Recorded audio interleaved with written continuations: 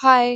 Welcome back to medical का basic. तो मैं आप सबसे पूछना चाहती हूँ कि क्या डेफिशिएंसी, डाइटरी इनसफिशिएंसी और माल अब्जॉर्प्शन तीनों का सेम मीनिंग होता है?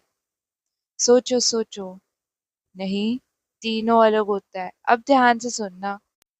अगर एक 18 साल का बच्चा है और उसकी नॉर्मल डाइट क्या होगी? 2 रोटी है ना, पर उसकी मम्मी उसको 2 के बजाय 1 दे रही है।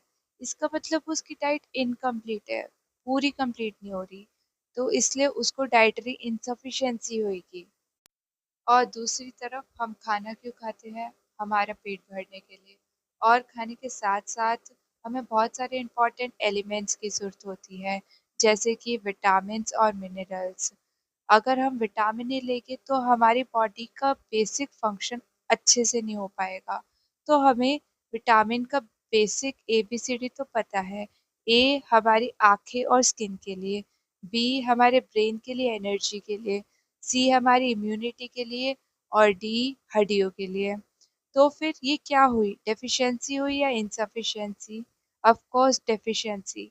या फिर हम कह सकते हैं इनसफिशिएंसी की वजह से डेफिशिएंसी हो गई।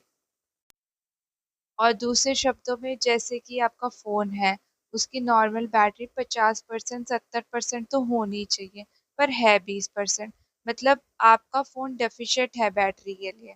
वैसे ही आपकी बॉडी डेफिशिएंट हो जाती है विटामिन्स और मिनरल्स के लिए।